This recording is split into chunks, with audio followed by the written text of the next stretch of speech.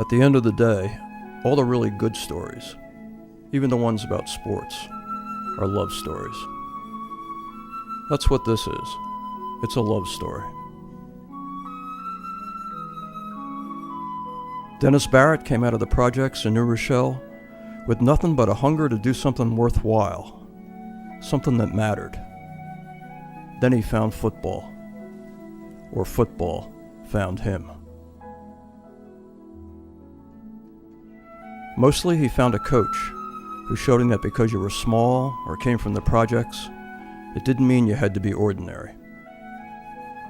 He was never very big. Most of the time, he was the littlest player on the field. But as soon as he stepped into the huddle, he was the biggest guy there. He was a heck of an athlete, a tireless worker and a fierce competitor, an all-district wrestler at New Rochelle High School, and the quarterback on the football team. He was the perfect teammate, the prototypical captain, and he was one hell of a football player. He played with a lot of good players and a few who were great. In his junior year, they lost one game. The next year, they didn't lose any. New Rochelle's first undefeated team in 25 years. They were the best high school football team in New York State, and Barrett was a 5'5", 150-pound all-county, all-state quarterback. And when he didn't even know he was looking, he found a calling. He watched his high school coach, Lou Amundsen, turn boys into men. Watched him get more out of some of them than they knew they wanted for themselves. And he thought to himself, gee, someday I'd like to be like him. It seemed like a good thing to do, maybe even a noble thing. At the University of Cincinnati, he got hurt almost before his college football career got started. And all that meant was that he got a head start on becoming a coach and came home with a graduate degree in football. He was 23 when he got a team of his own. His first day at Monsignor Farrell High School, the only thing Barrett knew about Staten Island was that it had a famous ferry. But he knew football, and he knew kids. He knew people. That was his gift. In his first season at Farrell, the Lions lost 3 games, and for as long as he was there, they never lost that many again. From the first day, his teams were better prepared than the other guys. They were better conditioned. They were more motivated, and not just on the days when one of his guys was running through a glass door at the end of the coach's halftime talk. But his game plan was simple.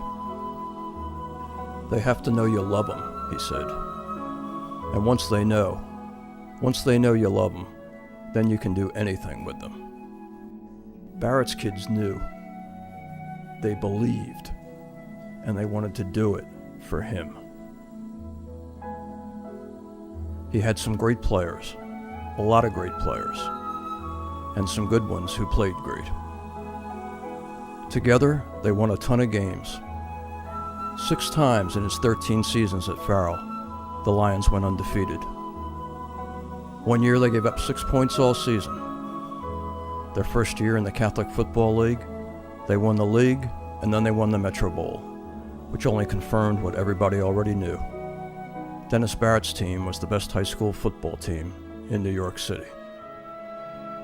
When he went back to Cincinnati, it was to play the number 1 high school team in the country, in front of 30,000 fans. Everybody noticed. The biggest college coaches in the country came calling. Woody Hayes and Bo Schembechler, Joe Paterno. Paul Dietzel came by helicopter. Barrett sent his kids off to play at Michigan and Ohio State and Notre Dame and a dozen other places that were only a little less famous. But he was always about more than football. Right from the start, he had a way of jumping into kids' lives and staying there for the rest of their lives. And sometimes beyond the grave. He was relentless when it came to helping kids. He taught them about loyalty and honor and courage, and about being there for each other, about being faithful men. It didn't matter if a kid was a high school All-American or the last guy on the end of the bench. They were all part of the Brotherhood. They were all his boys. When he'd won everything there was to win in high school, he took his convictions and some of his coaches to the Merchant Marine Academy, where that high school stuff wasn't supposed to work, and did it all over again. At Kings Point, the midshipmen already had a brotherhood. They needed something more than that from their football coach, and Barrett gave it to them. He took a team that hadn't won anything before he got there, and wound up winning more games than any coach at the academy ever had. Along the way, he didn't just coach kids, he coached coaches. One of them won a bunch of championships at Farrell. Another broke Barrett's records at Kings Point. Some of them wound up in the National Football League, and a lot of them did it because they wanted to be like him. They wanted to be like Dennis Barrett. When his Kings Point team lost a heartbreaker to the eventual national champions, the winning coaches marveled at the way Barrett's kids, some of them giving away 100 pounds a man, dominated so much of the game. "I don't know how they did that," one of them said, and then he stopped himself. "No," he said, "that's not true. I do know how they did it. They were inspired." One time or another, the little guy from the projects inspired all of us. Not just to be better football players or better coaches, but to be better people.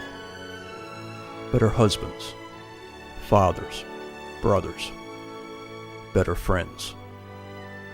Long after he walked away from the job and the title, he's still coaching. Still trying to save the world, one person at a time. He's still relentless when it comes to being there for his guys.